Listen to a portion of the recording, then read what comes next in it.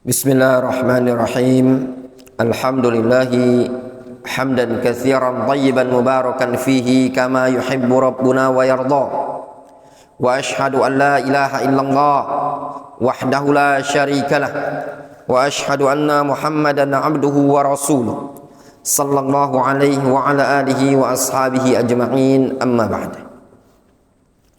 Kita lanjutkan keterangan yang disebutkan oleh Syekh Khalid ibn Qasim Ar-Radadi pada Al-Aslu Tsalits, prinsip yang ketiga dari asar Abdullah ibn Mas'ud, man kana mustannan falyastanna biman mat. Prinsip yang ketiga beliau menyebutkan zammut taqlid wa tahdzir minhu, tercelanya taklid dan peringatan dari taklid, serta apa? Serta adamu taqdisil ashkhas wal ghulu fihim, serta tidak boleh mengkultuskan seseorang, tidak boleh ekstrim terhadap seseorang. Kita baca keterangan yang disebutkan oleh beliau pada halaman 33 pada asar Abdullah ibn Abbas. Kita baca, wa an Abdullah ibn Abbas radhiyallahu anhuma qala, dari Abdullah ibn Abbas radhiyallahu anhu beliau mengatakan, wailun lil atba' min atharatil alim, celakalah, binasalah bagi para pengikut, waspadalah mereka dari mengikuti kesalahan-kesalahan seorang alim. Qila wa kaifa dzalik, lalu dikatakan kepada Ibnu Abbas, bagaimana hal tersebut? Kok kenapa dikatakan binasa, celaka orang yang suka mengikuti kesalahan-kesalahan, kekeliruan seorang alim? Qal, kata Abdullah ibn Abbas, yaqulul alim min qibali ra'yihi, terkadang seorang alim berpendapat dengan pendapat yang berasal dari ra'yu, dari pemikiran semata, tidak berdasarkan dalil. Memungkinkan karena beliau manusia biasa. Namun summa yasma' al-hadits 'anin Nabi sallallahu alaihi wasallam fayada'u ma kana alaihi. Namun bisa saja seorang alim tadi mendengar hadis dari Nabi sallallahu alaihi wasallam sehingga dia meninggalkan pemikiran yang dia sebelumnya. Nah, bisa saja terjadi. Dampaknya apa? Nah, disebutkan dalam lafaz yang lain, fayalqa man huwa a'lam bi Rasulillah sallallahu alaihi wasallam minhu fayukhbiruhu. Bisa saja dia berjumpa dengan orang yang lebih ngerti dengan hadis Nabi sallallahu alaihi wasallam, lalu orang tersebut menyampaikan ilmunya kepada seorang alim tadi, fayarji', lalu seorang alim tadi rujuk dari pendapat sebelumnya, wa yaqdil atba' bima hakama. Namun yang jadi masalah adalah pengikut tetap berhukum, tetap memutuskan, tetap berpendapat, tetap membebek kepada apa yang telah dia hukumi di awal. Makanya waspada antum dari kekeliruan seorang alim, jangan ikuti. Ketika seorang alim tadi berpendapat, antum cek dulu sesuai dalil ataukah tidak. Kalau sesuai dalil antum ikuti. Tapi kalau ternyata dia berpendapat bukan berdasarkan dalil tapi berdasarkan ra'yu, ijtihad, bisa salah bisa benar, maka antum berwaspada. Kenapa? Bisa jadi di hari kemudian dia rujuk dari pendapat yang dia berpendapat di awal kali, sehingga para pengikut apa? Ngikuti pendapat yang pertama dalam keadaan beliau sudah rujuk. Wa an Tamim Ad-Dari radhiyallahu anhu qala, dari Tamim Ad-Dari radhiyallahu anhu beliau mengatakan, ittaqu zallatal alim, takutlah kalian dari ketergelinciran seorang alim. Fasa'alahu Umar ma'a Ibni Abbas, lalu Umar bersama Abdullah bin Abbas bertanya kepada Tamim Ad-Dari. Siapa yang bertanya ini tadi? Umar bin Khattab, Khalifah, Amirul Mukminin, Abdullah bin Abbas, Habrul Ummah, Turjumanul Quran, bertanya kepada Tamim Ad-Dari. Ini ada faedah ya ikhwan. Lihat, seorang alim terkadang bertanya kepada orang yang mafdul. Ma zallatul alim, apa ketergelinciran seorang alim tadi? Qal, Kata Tamim Ad-Dari, yazillu bin nas fayu'khadhu bihi. Fa'asa yatuba al-alim wan nas ya'khuduna biqaulihi. Ya.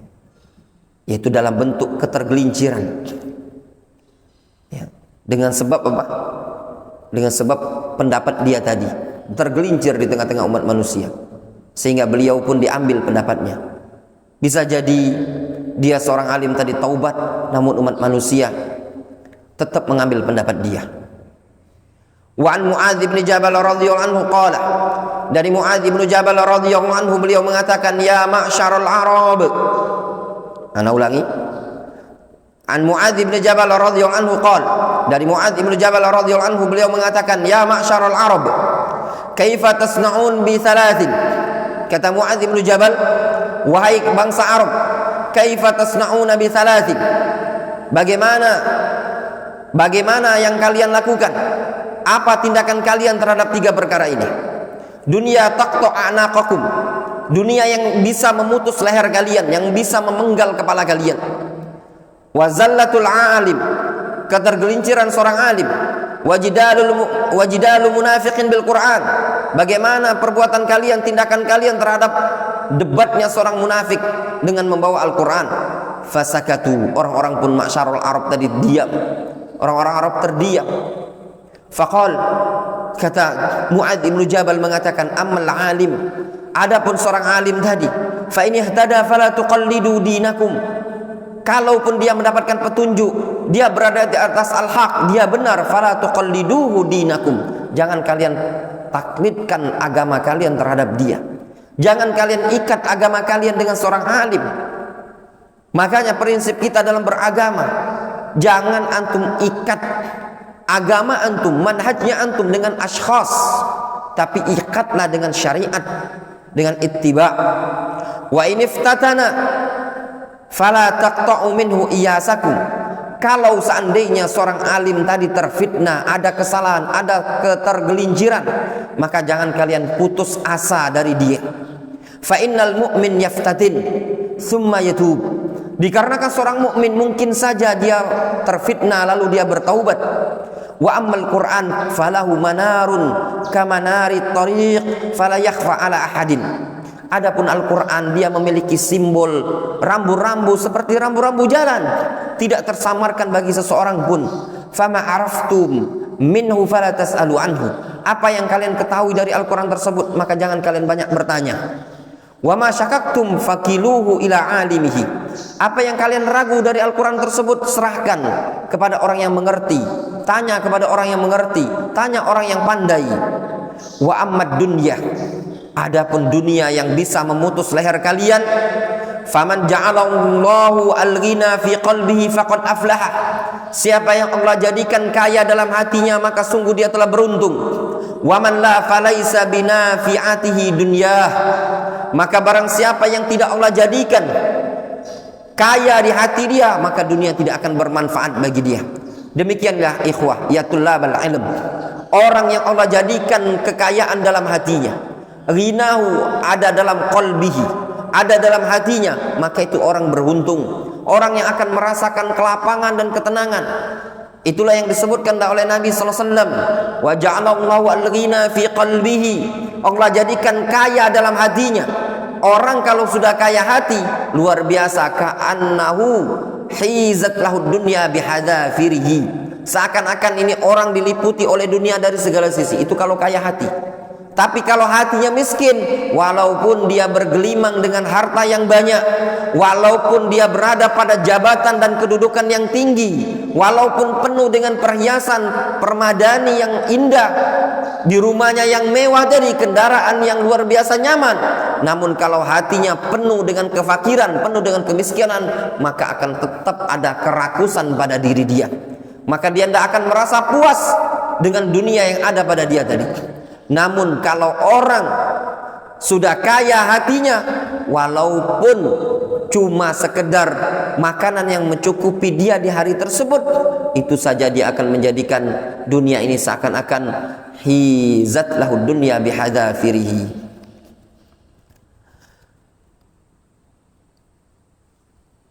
Qala Ibnu Wahb, berkata Ibnu Wahb, Sami'tu Sufyan ibn Uyainah yuhaddithu an Asim ibn Bahdala an Zir ibn Hubeish.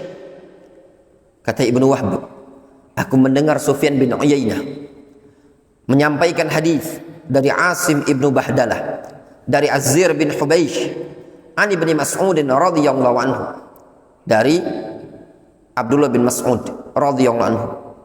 Asim bin Bahdalah ini Asim ibnu Abi Najud, ya, yaitu qiraah ahli qiraah Asim tadi, ya, qiraah Asim tadi. Annahu kana yaqul, Abdullah bin Mas'ud pernah mengatakan, ugdu aliman au muta'alliman wala tagdu imma'atan fi ma baina dzalik. Kata Abdullah bin Mas'ud, jadilah engkau seorang alim atau seorang yang muta'allim, belajar. Berupayalah antum untuk menjadi seorang yang berilmu. Kalau tidak menjadi seorang yang berilmu, jadilah juga antum orang yang belajar, mau mencari ilmu. Itu nasihat Abdullah bin Mas'ud. Anjuran kepada kita, anjuran kepada para penuntut ilmu, kepada umat, kepada salafiyin, agar berupaya menjadi orang yang berilmu. Kalaupun anda bukan orang yang berilmu, maka berupayalah engkau menjadi orang yang muta'allim, orang yang mau belajar. Kalaupun antum bukan seorang ustaz, bukan seorang ulama, bukan seorang muballigh, tapi berupayalah engkau menjadi orang yang senantiasa belajar. Tidak ada rugi menuntut ilmu. Duduk di majelis ilmu, dosa-dosa antum akan diampuni, antum didoakan oleh malaikat, antum diberikan rahmat oleh Allah Subhanahu wa taala. Wa minal asaf wa minal mu'sif najid ba'd tullabil ilm yatakasalun hudurul majalis. Namun yang sangat kita sayangkan, kita jumpai sebagian para penuntut ilmu males, ya, yufarritun, menyepelekan dalam menghadiri majelis ilmu. Ini musibah. Lihat kata Abdullah bin Mas'ud, wala tagdu imma'atan fima baina dzalik. Maka engkau jangan jadi imma'ah pada perkara antara perkara tersebut. Apa imma'ah? Apa imma'ah? Nanti dijelaskan, ya. Qala Ibnu Wahb, kata Ibnu Wahb, fasa'altu Sufyan anil imma'ah. Kata Ibnu Wahb, aku pun bertanya kepada Sufyan. Sufyan bin mana? Hah? Sufyan bin Uyainah. Aku bertanya kepada Sufyan bin Uyainah tentang mana al-imma'ah. Fahaddatsani an Abi Zinad. Sufyan menyampaikan hadis kepadaku dari Abu Zinad. Siapa nama Abu Zinad? Abdullah bin Zakwan. An Abil Ahwas, dari Abul Ahwas, an Ibni Mas'ud, dari Abdullah bin Mas'ud. Itu yang benar Abdullah bin Mas'ud, an Ibni Mas'ud, bukan Abi Mas'ud. Qal, Ibnu Mas'ud pernah mengatakan, kunna nad'ul imma'a fil jahiliyah alladhi yud'a ila ta'am fayati ma'ahu bi ghairihi. Imma'a itu dulu kalau kami di masa jahiliyah menyebut imma'a itu adalah pada orang yang diundang untuk makan, diundang ke acara makan-makan, lalu dia datang bersama orang lain. Ya, itu imma'ah. Imma'ah itu dia diundang ke tempat makan, tapi dia datang bersama orang lain dengan membawa apa? Bawa orang lain. Yang diundang Rio, malah Rio ngajak orang lain. Apa maknanya? Wa huwa fikum al-muhaqqib dinahu ar-rijal. Imma'ah itu pada kalian, pada umat ini adalah orang yang mengikatkan agamanya dengan seseorang, dengan tokoh, dengan ustadz, dengan kiai. Itu adalah imma'ah. Orang yang mengikatkan prinsip agama pada seseorang.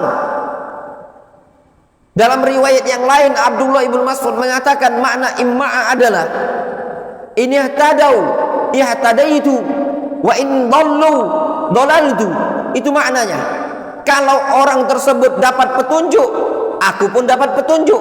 Kalau mereka sesat, aku ikut sesat. Alladzi yajri ma'a kulli ri, itu imma'ah. Orang yang berjalan mengikuti arus angin. Angin kanan dia ke kanan, angin kiri dia ke kiri, angin ke depan dia ke depan, angin ke belakang dia ke belakang. Itu orang yang tidak punya prinsip. Prinsipnya bersama umat manusia. Dia bangun prinsip beragama bersama Ustadz. Ustadz A dia ikuti A, Ustadz B dia ikuti B, Ustadz berkata C dia ikuti C. Sehingga agama dia dipatokkan kepada Ustadz. Apa kata Ustadz? Sami'na wa ata'na. Kami dengar, kami taat. Ini tidak boleh. Ahlus sunnah, salafi, tullabul ilm harus membangun prinsip agama ini tadi diikat dengan sawabit, diikat dengan prinsip-prinsip yang sudah baku berdasarkan Al-Quran dan sunnah ijma'us sahabah. Jangan antum ikuti ustadznya antum pada setiap perkara. Dia manusia biasa. Tidak ada orang di zaman sekarang sekelas ulama pun yang seluruh ucapannya itu benar. Tidak ada. Terkadang benar, terkadang salah. Namun seorang alim itu lebih banyak benarnya dibandingkan salah. Namun ingat, tidak akan mungkin setiap fatwa, setiap ijtihad seorang alim itu benar. Kenapa? Yang namanya ijtihad itu berdasarkan apa? Ra'yu, pendapat dia. Bisa jadi ijtihad beliau itu adalah salah, fatwa tersebut salah, dan di hari kemudian beliau rujuk. Ya apa tidak? Nah, apalagi ustadznya antum. Ya, cuman gurunya antum yang bukan seorang alim, bukan seorang ulama. Antum ikuti semua perkataan dia. Kata ustadznya jangan ke situ, ikut jangan ke situ. Kata ustadznya masuk ke sana, ikut masuk ke sana. Kata ustadznya nyemplung, nyemplung pula. Sami'na wa ata'na. Kami dengar dan kami taat. Ini namanya muqallid. Ya. Bu laisa bisalafi. As-salafi huwal muttabi'. Dia yang ikut. Kalau muqallid bukan salafi. Ya. Zaman sekarang banyak ya ikhwan. Bahkan di Indonesia ini para tullabul ilm muqallid itu banyak. Ya, ngikut saja sama ustadznya. Kata ustadznya jangan, ikut manut. Siap ustadz. Ya. Kata ustadznya begini, siap. Nah, ini namanya muqallid. Jelas? Itu tidak boleh. Wan Umar bin Khattab radhiyallahu anhu. Dari Umar bin Khattab radhiyallahu anhu. Umar mengatakan, qal inna hadithakum syarrul hadis. Sesungguhnya hadis kalian ini adalah seburuk-buruk hadis. Hadis kalian, kata Umar, yang ada di zaman sekarang seburuk-buruk hadis. Inna kalamakum syarrul kalam. Omongan kalian, ucapan kalian, kalamnya kalian di zaman ini seburuk-buruk ucapan. Fa innakum qad hadatstumun nas. Sesungguhnya kalian qad hadatstumun nas, telah menyampaikan kepada umat manusia. Hatta qil, sampai-sampai dikatakan qala fulan wa qala fulan. Ya. Telah berkata fulan, telah berkata fulan. Di zaman siapa ini ya ukhan? Ya tullabul ilm. Di zamannya Umar bin Khattab. Umar bin Khattab mengatakan hadis kalian adalah seburuk-buruk hadis. Ucapan kalian seburuk-buruk ucapan. Kenapa dikatakan ucapan mereka seburuk-buruk ucapan? Fa innakum qad haddatstumun nas. Kalian telah menyampaikan hadis kepada umat manusia. Telah menyampaikan ilmu kepada umat manusia. Namun apa? Justru muncul yang beredar di tengah-tengah umat manusia adalah pernyataan qala fulan, qala alan, qala fulan, qala alan. Yang masyhur malah apa? Ucapan fulan, alan, si A, si B, Ustadz A, Ustadz B, Ustadz C. Wa yatruk kitab Allah. Justru meninggalkan Al-Quran. Wa yatruk sunnata Rasulillah SAW, meninggalkan sunnah Rasul, meninggalkan ijma'. Nah, ini kadang terjadi di zaman sekarang. Dia lebih memasyhurkan ustadznya, pendapat ustadz ini, pendapat ustadz ini, ustadz A, ustadz B, tapi tidak pernah mau menyebutkan hadis Nabi SAW. Bukan malah menyebutkan ayat Al-Quran. Seperti inikah seorang yang tertarbiyah dengan tarbiyah salafiyah, tarbiyah sunniyah? Tidak seperti itu ayyuhal ikhwatul labul ilm. Seorang yang tarbiyah, terdidik dengan tarbiyah sunniyah, salafiyah, ittiba', dia harus bisa menyebutkan qala Allah wa qala Rasul wa qala sahabah. Bukan mengatakan itu kalau faedah dari ustadz ini seperti ini, itu kalau pendapat ustadz ini begini. Ya akhi, kalau menurut ustadz ini itu dhaif. Boleh enggak kayak gitu? Enggak boleh kata ustadz fulan. Boleh enggak kayak gitu? Enggak boleh kata ustadz alan. Dalam bab muamalah menukilkan ustadz alan, dalam bab hadis ustadz fulan, dalam bab fikih ustadz alan. Seperti itu? Tidak seperti itu. Ma qauluhu, apa pendapat dia tadi? Argumentasinya apa? Ma daliluhu, apa dalilnya? Difahami? Apa istinbatnya? Bagaimana istinbatnya? Bagaimana sisinya? Qul hatu burhanakum in kuntum shadiqin. Antum wajib ya tullabul ilm rabbi anfusakum, dedek jiwa-jiwa kalian, ya, untuk antum mengikat diri dengan Al-Quran, dengan hadis, hafalkan dalil, ya, itu jauh lebih baik. Lihat kata Umar bin Khattab, man kana minkum qa'iman falyakum bi kitabillah wa illa falyajlis. Siapa di antara kalian yang mau berdiri, maka berdirilah dengan Al-Quran. Ingin berdiri, berdiri dengan Al-Quran, harus punya dalil. Kalau tidak bisa, falyajlis, duduk. Antum kalau mau berdiri, berdiri dengan Al-Quran. Duduk dengan Al-Quran. Berjalan dengan Al-Quran. Seluruh aktivitas antum berdasarkan Al-Quran. Kalau tidak bisa, duduk mendengar jauh lebih baik. Ya, tidak usah berbicara, tidak usah berkomentar kalau tidak punya dalil. Seorang talibul ilmi jangan sampai pintar berkomentar, malas belajar, malas menghafal. Di antara musibah, balaya terbesar bagi seorang penuntut ilmu di zaman sekarang, terkadang seorang penuntut ilmu sibuk debat, sibuk berkomentar, malas menghafal, malas belajar. Itu penyakit, ya, banyak menimpa para penuntut ilmu di zaman sekarang. Para penuntut ilmu yang hobinya debat tapi malas belajar, malas menghafal. Kata Syekh, beliau mengatakan, fahadha qaulu Umar radhiyallahu anhu li afdal qarnin ala wajhil ardi. Ini ucapan Umar kepada siapa? Kepada masa yang paling afdol di muka bumi, generasi sahabat, generasi tabi'in. Fakaifa law adraka ma asbahna fihi min tarki kitabillahi wa sunnati rasulih sallallahu alaihi wasallam wa aqwali sahaba liqauli fulan wa fulan wa Allahul musta'an.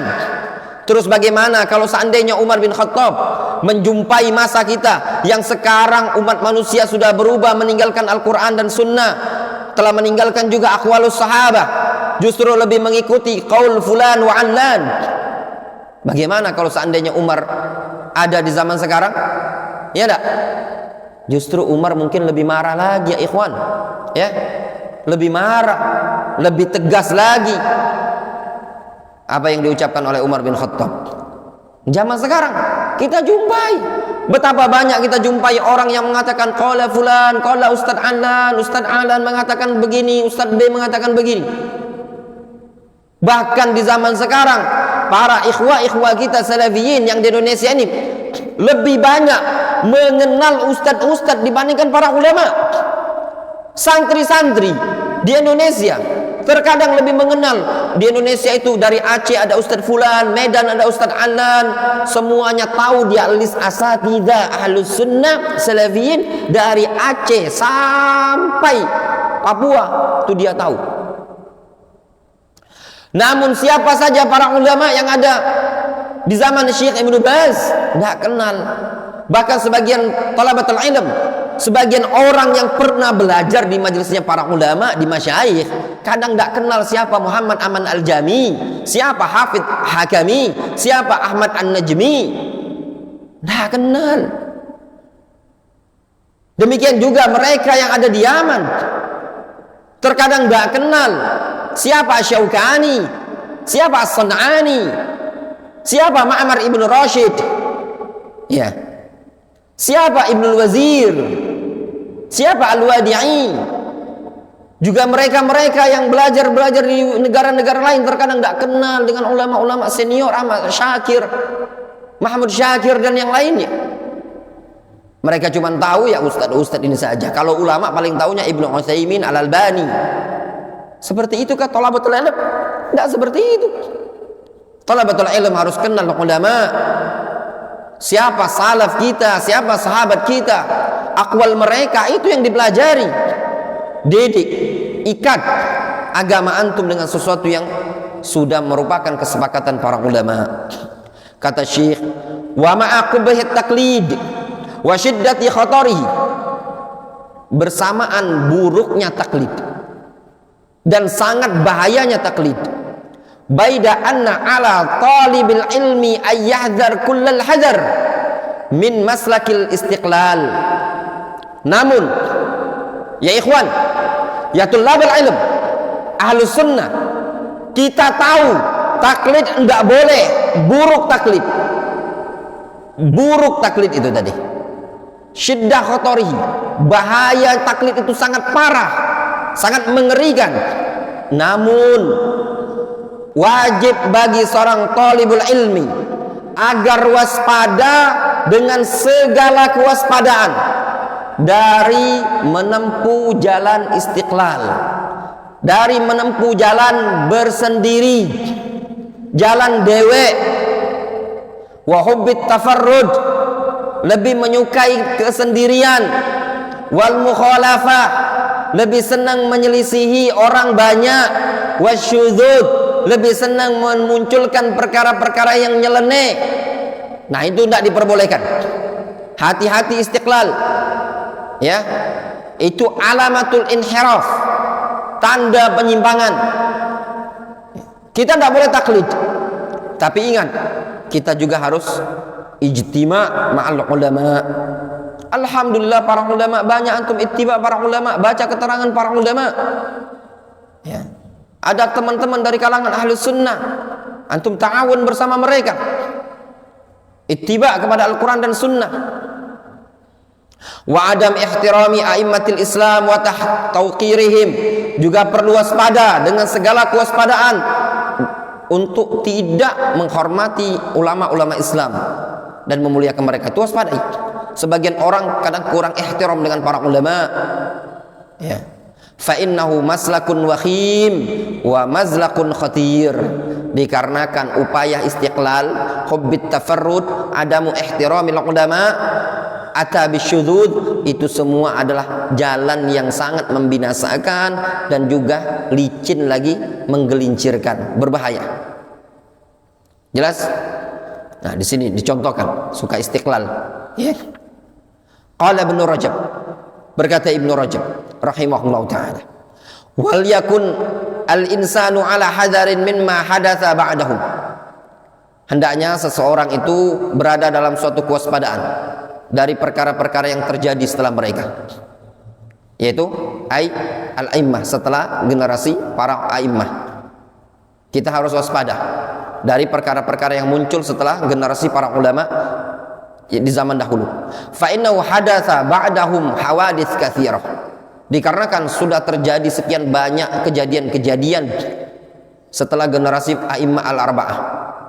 Wa hadatsa man intasaba ila mutaba'ati sunnah wal hadits min adh-dhahiriyyah wa nahwihim, terjadilah dari kalangan orang-orang yang menisbatkan kepada mutaba'atus sunnah dan hadis dari kalangan dhahiriyah dan yang semisal mereka. Wa huwa ashaddu mukhalafatan laha, dalam keadaan mereka dari kalangan dhahiriyah dan yang semisalnya adalah orang yang sangat menyelisih sunnah, yakni as-sunnah li syudzudhihi anil a'immah. Kenapa? Dikarenakan dia menyeleneh dari para ulama.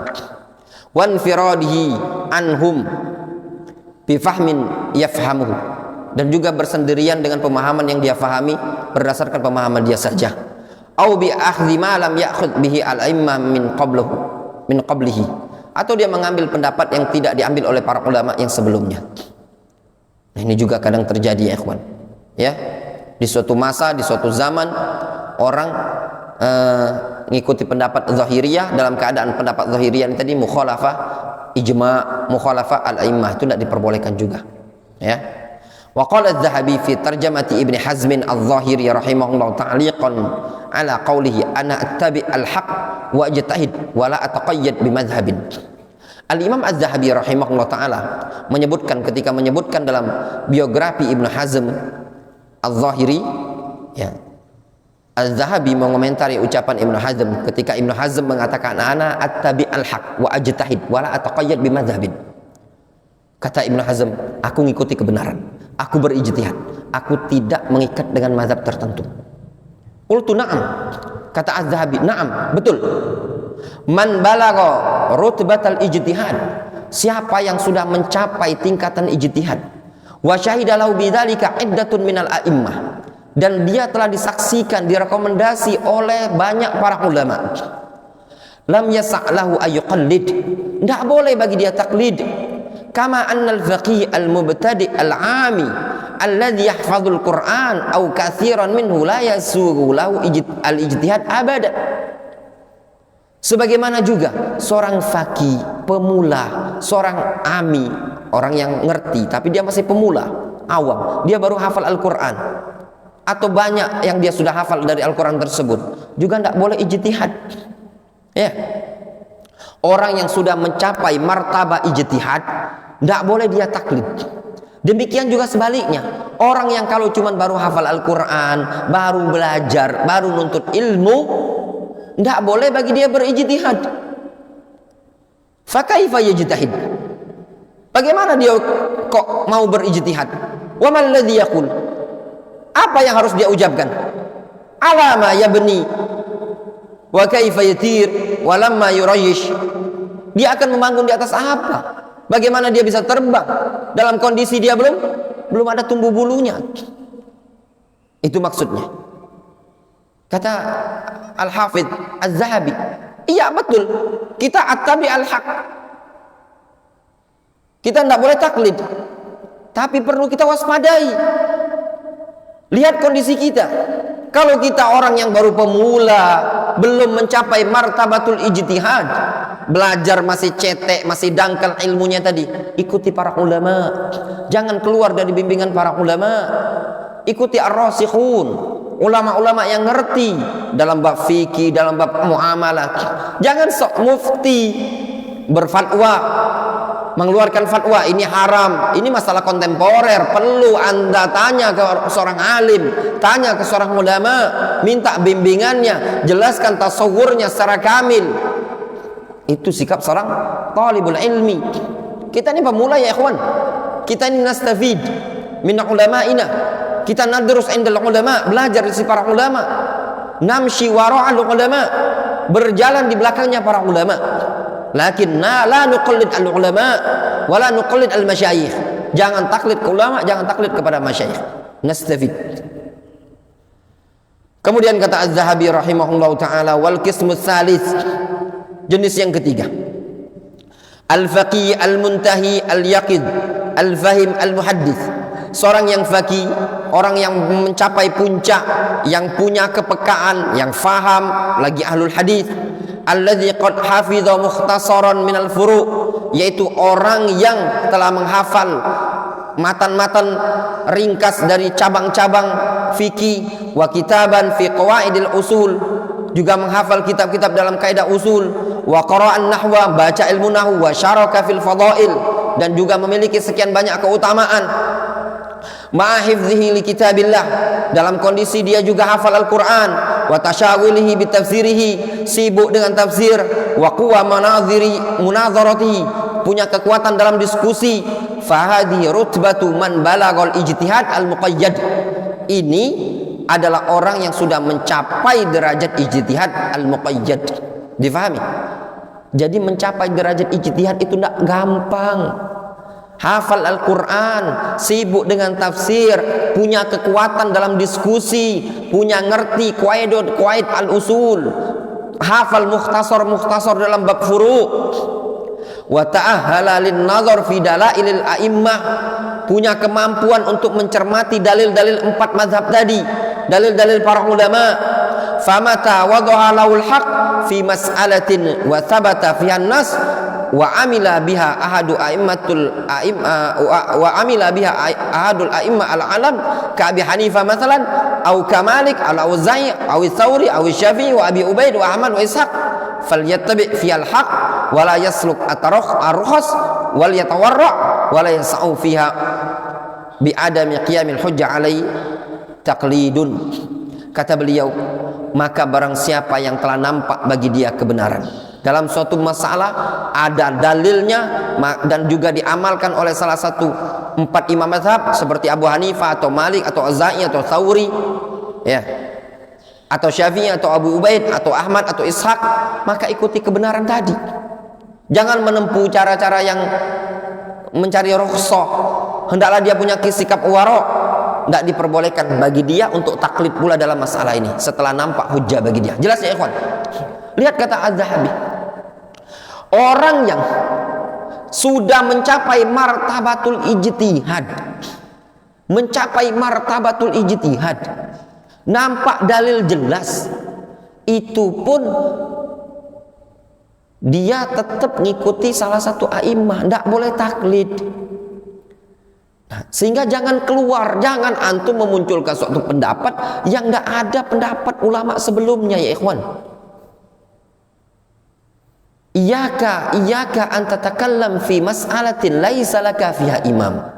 Waspada engkau dari berbicara, berpendapat yang kau tidak punya imam, tidak punya ulama. Difahami? Nah, di sini yang perlu antum waspadai. Kita lanjutkan. Wa qala Syekh Muhammad ibn Abdul Wahhab, berkata Syekh Muhammad ibn Abdul Wahhab An-Najdi, ya, rahimahullah, beliau mengatakan, fayan bagi lil mu'min ayyaj'ala hammahu wa maqsadahu ma'rifata amrillahi wa rasulihi fi masailil khilaf. Selayaknya bagi seorang mukmin menjadikan tujuan cita-cita dia adalah mengetahui perkara Allah dan Rasulnya, mengetahui urusan Allah dan Rasulnya dalam permasalahan-permasalahan khilaf, wal amal bidzalik, dan dia mengamalkan hal tersebut, wa yahtarim ahlal ilmi, dia hormati para ulama, wa yuwaqqiruhum, dia muliakan para ulama, walau akhtau, meskipun ulama tersebut keliru. Lakin la yattakhidhuhum arbaban min dunillah, akan tetapi para ulama jangan dia jadikan Rabb selain Allah Azza wa Jalla, jangan dijadikan penetap dalam segala urusan. Hadza tariqul mun'am alaihim, ini adalah jalannya orang-orang yang diberi anugerah, diberi nikmat oleh Allah Azza wa Jalla. Ammat tirahu kalamihim wa adam tauqirihim fahuwa tariqul maghdubu alaihim. Adapun kalau membuang kalam para ulama, tidak menghormati para ulama, ini tariq, jalannya al-maghdub alaihim, jalannya orang-orang Yahudi. Seorang mukmin, seorang talibul ilmi harus ngerti dalil, dia ikuti Al-Quran dan Sunnah, dia amalkan, dia hormati para ulama yang salah dalam bab tersebut. Jangan dia cela, jangan dia runtuhkan kehormatan alim tersebut. Itu seorang muslim, seorang salafi sunni mukmin. Ini adalah metode al-mun'am wa al-mun'am alaihim, orang-orang yang diberi nikmat. Adapun kalau membuang kalam para ulama, meremehkan, merendahkan, tidak menghormatinya, ini metodenya siapa? Metode al-maghdub alaihim. Jelas? Jelas ya ikhwan, wadih. Kemudian kata Syekh Khalid Ibn Qasim Ar-Radadi, beliau mengatakan, idza arafta hadza fa inna Allah ta'ala aujaba 'alal ibad ayyattaquhu bihasabi istita'atihim. Apabila engkau tahu tentang hal ini, sesungguhnya Allah Azza wa Jalla telah mewajibkan kepada hamba-hambanya agar mereka bertakwa kepada Allah sesuai dengan kemampuan mereka.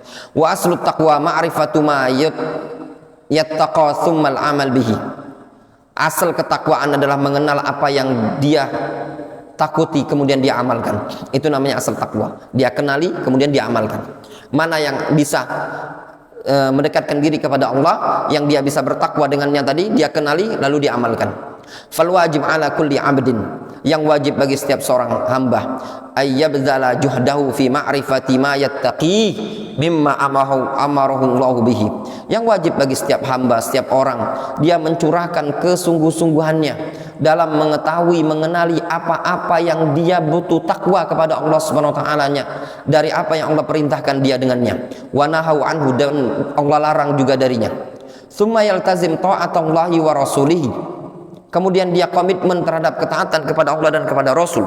Wa ma khafiya alaihi fa huwa fihi uswatu amsalihi mimman ada Rasul. Apa yang tersamarkan pada dia, fa huwa fihi uswatu amsalihi mimma ada ar-Rasul. apa yang tersamarkan bagi dia, maka dia padanya ada uswah yang semisalnya, ada panutan juga dari kalangan orang-orang yang terdahulu selain Rasulullah SAW. Maksudnya apa? Dalam syariat ini juga ada tersamarkan di kalangan para ulama. Falisa ahadun ba'da Rasulillah SAW illa waqad afiya alaihi ba'du amrihi. Tidak ada seseorang pun setelah Nabi SAW melainkan pasti ada perkara yang tersamarkan bagi dia dalam agama ini. Fa idza aujaballahu subhanahu wa ala kulli ahadin mastata'ahu wa balaghathu quwwahu min ma'rifatil haqq wa uzruhu fima khafiya alaihi minhu fa akhta'ah aw qallada fi ghairihi kana dzalika huwa muqtadha hikmati wa adli wa rahmatihi. Ya.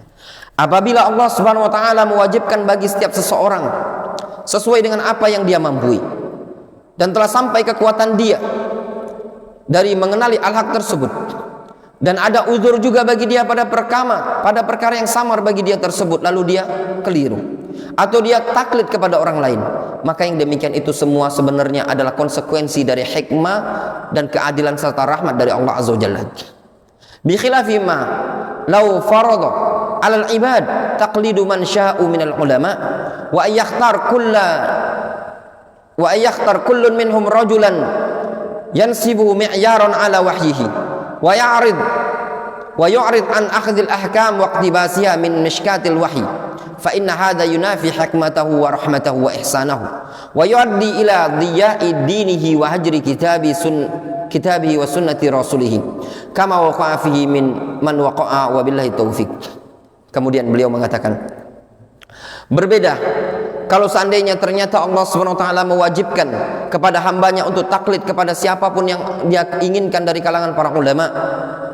Ya, kalau Allah Subhanahu wa taala mewajibkan taklid kepada siapa saja yang dimaukan oleh hamba kepada berupa para ulama, serta memilih masing-masing ulama tadi sesuai dengan kemauan dia yang dia jadikan tolak ukur dalam menyikapi wahyu tadi, sehingga dia berpaling dari mengambil hukum-hukum yang bersumber dari wahyu, maka ini berarti meniadakan hikmah dan rahmat Allah Subhanahu wa taala, serta bisa mengantarkan kepada hilangnya agama, serta menyebabkan akan ditinggalkannya Al-Quran dan Sunnah, sebagaimana terjadi pada orang yang telah terjatuh dalam hal ini tadi.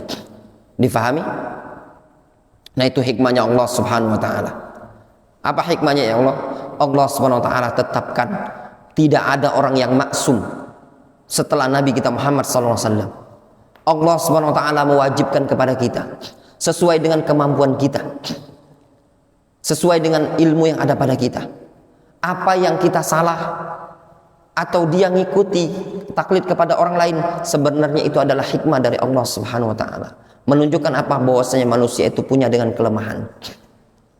Berbeda kalau seandainya Allah mewajibkan untuk taklid kepada ulama, taklid kepada person tertentu, sehingga masing-masing orang akan taklid dengan A dengan B. Konsekuensinya apa? Akan meninggalkan Al-Quran dan Sunnah.